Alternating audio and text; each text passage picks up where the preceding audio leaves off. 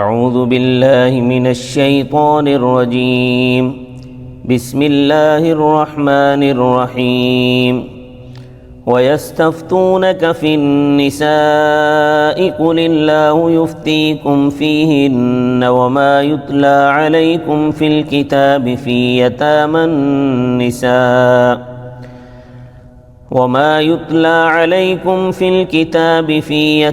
النِّسَاءِ اللَّاتِي لَا تُؤْتُونَهُنَّ مَا كُتِبَ لَهُنَّ وَتَرْغَبُونَ أَن تَنكِحُوهُنَّ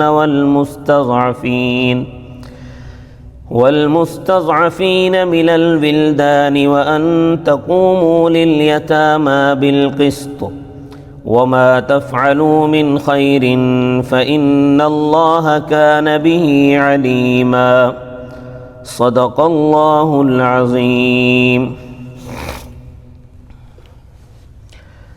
دنیا انسانی حقوق کی رٹ لگاتی ہے صرف اپنے مفادات تک۔ جہاں اپنا مفاد ختم ہو جائے وہاں گونگے ہو جاتے ہیں۔ آپ دیکھیں کہ امریکہ کا ایک آدمی کہیں قتل ہو جائے تو طوفان کھڑا ہو جاتا ہے، اور کشمیر، فلسطین، فلپائن، عراق، ایریٹریا اور دوسری جگہوں پر ہزاروں مسلمان قتل ہو گئے۔ تو یہاں ہزاروں مسلمان قتل ہو جائیں دنیا میں، ان کا نام تک کوئی نہیں لیتا۔ یہ انسانی حقوق کا علم بردار ہے۔ انہوں نے انسانی حقوق کی جو رٹ لگائی ہوئی ہے یہ صرف اپنے مفاد کے لیے لگائی ہوئی ہے۔ آپ دیکھیں کہ دنیا کے کہیں بھی مسلمان ممالک میں کوئی بھی اٹھ کر نبی کریم صلی اللہ علیہ وسلم کی ذات پر توہین آمیز کلمات کہہ دے، آپ صلی اللہ علیہ وسلم کی توہین کر دے، جیسا کہ ایک پرانی بات ہے، رتہ دھو ہڑ کوٹ میں لدھا میں عیسائی نے حضرت صلی اللہ علیہ وسلم کی مسجد کے دروازے پر اور دوسری دیواروں پر توہین آمیز الفاظ لکھ دیے صلی اللہ علیہ وسلم کے لیے۔ اس کے خلاف مقدمہ درج ہوا، اخبارات میں بھی آتا رہا، لیکن جن لوگوں نے مقدمہ درج کروایا وہ زیر عتاب آ گئے، اور امریکی سفیر باقاعدہ وہاں گجرانوالہ گیا، اور اندازہ لگاؤ کہ ان کا ایک معمولی آدمی پکڑا جائے تو ان کے سفیر پہنچتے ہیں، اور مسلمان ہزاروں کی تعداد میں ذبح ہو جائیں ان کی کوئی پرواہ نہیں۔ تو یاد رکھنا کہ حقوق العباد کے متعلق اسلام نے جو ہدایات دی ہیں وہ عین عدل و انصاف کے مطابق ہیں۔ دنیا کے کسی قانون میں ان کی نظیر نہیں ملتی، لیکن افسوس ہے کہ عملی طور پر ان کا نفاذ ملکوں میں بہت کم ہے۔ اس لیے نہ تو اقلیت کے حقوق کسی کو سمجھ میں آتے ہیں، نہ یتیموں کے حقوق سمجھ میں آتے ہیں، نہ عورتوں کے، اور نہ پڑوسیوں کے، نہ اپنوں کے، اور نہ بیگانوں کے۔ اسلام نے جو حقوق بیان فرمائے ہیں اگر وہ نافذ ہو جائیں، لوگ ان پر عمل کریں تو دنیا امن کا گہوارہ بن جائے۔ غیر مسلموں نے انسانی حقوق کی رٹ صرف اپنے مفادات کے لیے لگائی ہوئی ہے، اور کہتے ہیں کہ عورتوں کو مردوں کے شانہ بشانہ چلنا چاہیے، عورتوں کو مردوں کے شانہ بشانہ چلنا چاہیے۔ بھائی 6 فٹ کا آدمی ہے اور 4 فٹ کی عورت ہے، شانہ بشانہ کیسے چلیں گے؟ یہ اصل میں دیوانوں کی بڑھ ہے۔ تو اصل یہ ہے کہ اسلام نے جو حقوق بیان فرمائے ہیں، فرمایا وَيَسْتَفْتُونَكَ فِي النِّسَاءِ، اور لوگ آپ سے فتویٰ طلب کرتے ہیں عورتوں کے حقوق کے متعلق۔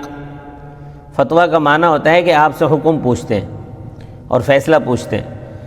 یستفتونک یہ استفعال کا باب ہے، اس کی خاصیت یہ ہے کہ طلب ماخذ، یعنی ماخذ کو طلب کرنا، تو معنی ہوگا آپ سے یہ فتویٰ طلب کرتے ہیں عورتوں کے بارے میں، عورتوں کے حقوق کے بارے میں۔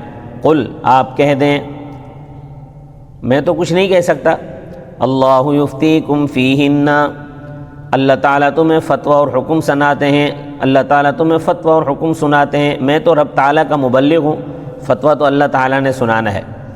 وما یتلی علیکم فی الکتاب، اور وہ جو تلاوت کی جاتی ہے تم پر کتاب میں، فی یتامی النساء اللاتی لا تؤتونہن، یتیم عورتوں کے بارے میں، وہ یتیم عورتیں کہ نہیں دیتے تم ان کو ما کتب لہن، جو ان کے متعلق فرض کیا گیا ہے، یعنی جو ان کے حقوق لکھے گئے ہیں وہ تم ان کو نہیں دیتے۔ وَتَرْغَبُونَ أَن تَنْكِحُوهُنَّ، اور یہ کہ تم شوق رکھتے ہو کہ تم ان سے نکاح کرو۔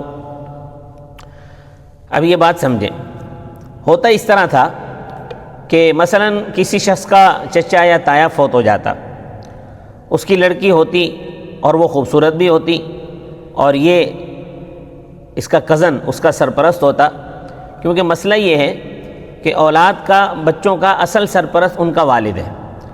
اگر باپ نہ ہو تو دادا ہے، اگر دادا نہ ہو تو چچا تایا ہے، اگر چچا تایا نہ ہو تو پھر ان کے بیٹے ہیں، کیونکہ یہ عصبات کہلاتے ہیں۔ اور جو ماں کی طرف سے رشتہ دار ہیں ان کا درجہ بہت بعد میں آتا ہے۔ تو یہ سرپرست ہوتا، بچی خوبصورت ہوتی تو اس کو کسی اور جگہ نکاح نہیں کرنے دیتا تھا، بلکہ اپنی کزن سے خود نکاح کر لیتا، اور اس کو جتنا حق مہر ملنا ہوتا تھا وہ نہیں دیتا تھا، اور یہ کہہ کر کہ ہم خود ہی تو ہیں، ہمیں کس نے پوچھنا ہے۔ تو اللہ تعالیٰ نے فرمایا اس طرح نہ کرو، بلکہ انصاف سے کام لو، ان کا جو حق بنتا ہے وہ ان کو دو۔ بخاری شریف میں اس کی تشریح موجود ہے کہ اگر تم نے ان کے ساتھ نکاح کرنا ہے تو ان کو ان کا مہر دو اتنا جتنا تم دوسروں کو دیتے ہو، ان کے حقوق میں کمی نہ کرو۔ بعض اوقات ایسا ہوتا تھا کہ چچے یا تائے کی لڑکی خوبصورت نہیں ہوتی تھی لیکن مالدار ہوتی تھی، صاحب جائیداد ہوتی تھی، تو اس سے خود بھی نکاح نہیں کرتے تھے اور کسی اور کے ساتھ بھی اس کو نکاح نہیں کرنے دیتے تھے، کہ اگر کسی اور کے ساتھ نکاح کیا تو یہ جائیداد، مال، زمین، مویشی، روپیہ یہ ساتھ لے کر چلی جائے گی۔ اس طرح وہ بیچاری بوڑھی ہو کر مر جاتی تھی، یہ اس کی جائیداد پر قبضہ کر لیتے تھے۔ تو اللہ تعالیٰ نے یہ حکم دیا ہے کہ ان کے ساتھ زیادتیاں نہ کرو بلکہ ان کے حقوق ادا کرو۔ اب یہ بعض ملحد قسم کے لوگ یہ اعتراض کرتے ہیں کہ اس کی کیا وجہ ہے کہ بیٹے کا حصہ ڈبل ہے اور بیٹی کا حصہ سنگل ہے، جبکہ بیٹی بھی تو اسی باپ کی ہے اور بیٹا بھی اسی باپ کا ہے، تو دونوں کا حصہ الگ الگ ہے، بیٹے کو زیادہ مل رہا ہے، بیٹی کو کم مل رہا ہے۔ تو یہ کیا انصاف ہوا کہ بیٹے کو دوہرا اور بیٹی کو اکہرا حصہ ملا، جیسا کہ چوتھے پارے میں آپ نے پڑھا ہے للذکر مثل حظ الانثیین، مرد کے لیے دو عورتوں کے حصے کے برابر ہے۔ تو سطحی قسم کے جو لوگ ہیں جو دین کی گہرائی کو نہیں سمجھتے، وہ واقعتاً شبہے میں پڑ جاتے ہیں کہ بات تو صاف ہے مگر وہ نادان ہے۔ اللہ تعالیٰ حکیم و خبیر ہے۔ اللہ تبارک و تعالیٰ نے لڑکی کا جو خرچہ ہے اس کا پورا ذمہ خاوند پر ڈالا ہے۔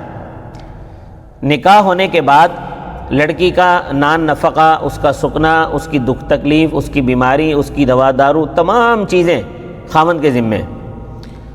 ہو سکتا ہے والدین کمزور ہوں اور خاوند مالدار ہو تو عیش کرے گی، بخلاف لڑکے کے کہ لڑکے کا خرچہ اس کے سسر کے ذمے نہیں ہے، نہ اس کی بیوی کے ذمے ہے، بلکہ وہ سارا خرچہ خود برداشت کرتا ہے، اپنا بھی اور اپنی بیوی کا بھی۔ ان کا اعتراض تو اس وقت بجا تھا کہ جب جو بیوی کا خرچہ خاوند کے ذمے نہ لگایا جاتا اور اس نے باپ کی جائیداد پر ہی زندگی بسر کرنی ہوتی، لہذا شریعت نے جو حکم دیا ہے اس میں کوئی ناانصافی نہیں ہے۔ پھر عورت کی اپنی جائیداد بھی ہو سکتی ہے، اس کا اپنا وجود ہے۔ اگر عورت کے پاس اپنی جائیداد ہے تو وہ اس کی جو جائیداد کے حقوق ہیں وہ خود ادا کرے گی۔ مثلا قربانی اس پر فرض ہے، جائیداد ہے تو قربانی فرض ہے تو قربانی خود دے گی، زکوٰۃ خود ادا کرے گی، فطرانہ خود ادا کرے گی۔ اگر مالدار اور صاحب استطاعت ہے تو حج بھی کرے گی، بشرطے کہ اس کے ساتھ محرم ہو، اور اگر محرم نہیں ہے جو ساتھ جائے تو چاہے جتنی بھی مالدار ہو اس پر حج فرض نہیں ہے، کیونکہ شرط نہیں پائی گئی۔ تو جہاں تک وراثت کا، جائیداد کا معاملہ ہے، باپ کی جائیداد کا، تو بظاہر تو ایسا ہونا چاہیے تھا کہ جو بیٹی ہے وہ وارث ہی نہ بنتی، کیونکہ وہ تو جب اس کی شادی ہو گئی تو وہ تو دوسرے گھر چلی گئی، تو اس کے تمام اخراجات کا ذمہ اس کے خاوند کے ہے، خاوند اس کے تمام اخراجات اٹھائے گا۔ تو ہونا تو یہ چاہیے تھا کہ باپ کی جائیداد میں بیٹی وارث نہ بنتی، لیکن اللہ تبارک و تعالیٰ نے اس کا تعلق نہ ہونے کے باوجود بھی بیٹی کا حصہ مقرر کیا ہے۔ اور دوسری بات یہ کہ اگر جو بندہ فوت ہوا ہے اس کی جو بیوی ہے وہ بھی تو عورت ہے، اس کو حصہ بیٹوں اور بیٹیوں سب سے زیادہ ملتا ہے۔ اب دیکھ لیں کہ ماں کو جو اس اولاد کی ماں ہے، کیونکہ اب ظاہر ہے اس کا خرچہ چونکہ خاوند کے ذمے تھا، اس خاوند کا انتقال ہو گیا، تو اللہ تبارک و تعالی نے اس خاوند کی جائیداد میں سب سے زیادہ حصہ اس عورت کا رکھا ہے جو اس کی بیوی تھی۔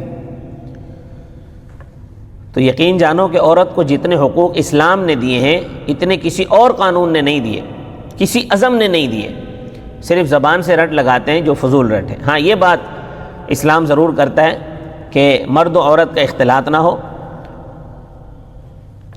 اگر جیسے ابھی افغانستان میں مرد و عورت کی جو مخلوط تعلیم تھی اس کو روک دیا گیا، مردوں کو الگ کر دیا، عورتوں کو الگ کر دیا، یورپ واویلا کر رہا ہے، امریکہ واویلا کر رہا ہے، دیکھو جی عورتوں کی تعلیم پر پابندی لگا دی ہے۔ اب عورتوں کو الگ کرنے سے تعلیم پر پابندی کیسی لگی؟ کیا تعلیم صرف اختلاط کا نام ہے؟ اسی طرح دفتروں میں عورتیں مردوں کے ساتھ بیٹھتی ہیں، انہوں نے عورتوں کو مخلوط دفاتر سے الگ کر دیا، اعلان کیا کہ عورتیں تعلیم حاصل کرتی ہیں، کر سکتی ہیں، ڈاکٹر بن سکتی ہیں، معلم بن سکتی ہیں، مگر مردوں کے ساتھ نہیں بیٹھ سکتی۔ شریعت نے جو احکام دیے ہیں ان کے مطابق چلیں، مگر یورپ بلا وجہ ان کو بدنام کر رہا ہے۔ تو فرمایا والمستضعفین من الولدان، اور اسی طرح تمہیں حکم دیتا ہے کمزور بچوں کے بارے میں جو یتیم ہیں، کمزور ہیں، وَأَن تَقُومُوا لِلْيَتَامَى بِالْقِسْطِ، اور یہ کہ تم قائم رہو یتیموں کے حق میں انصاف کے ساتھ، یعنی جس طرح تم اپنے بچوں کی تربیت کرتے ہو، اپنے بچوں کی نگرانی کرتے ہو، اسی طرح یتیموں کی نگرانی اور تربیت کرو۔ وہ چچے کے ہیں یا تائے کے ہیں، خالہ کے ہیں یا پھوپھی کے ہیں، اپنے بچوں کی طرح انصاف اور دیانت کے ساتھ ان کی نگرانی کرنی ہے۔ ایسا نہ ہو کہ یتیم در در کی ٹھوکریں کھاتا پھرے، مانگتے پھریں، اور اپنے آپ کے اپنے بچے عیاشی کرتے پھریں۔ تو میں پوچھتا ہوں کہ یہ حقوق اسلام کے علاوہ اور کس قانون نے دیے ہیں؟ اسلام ہی ہے جس نے عورتوں کے حقوق بھی بیان فرمائے ہیں، بچوں کے حقوق بھی بیان فرمائے ہیں۔ وَمَا تَفْعَلُوا مِنْ خَيْرٍ فَإِنَّ اللَّهَ كَانَ بِهِ عَلِيمًا، اور جو کچھ بھی تم کرو گے بھلائی، پس بے شک اللہ تعالیٰ اس کو جاننے والا۔ تمہارا معاملہ اللہ کے ساتھ ہے، جو عالم الغیب والشہادہ ہے، علیم بذات الصدور ہے، وہ سب کچھ کر سکتا ہے، اس کی نگاہ سے کوئی چیز مخفی نہیں ہے۔ تو ہمارا معاملہ اس ذات پاک کے ساتھ ہے۔ اللہ تبارک و تعالی مجھے اور آپ کو عمل کی توفیق عطا فرمائے۔ وما علینا الا البلاغ المبین۔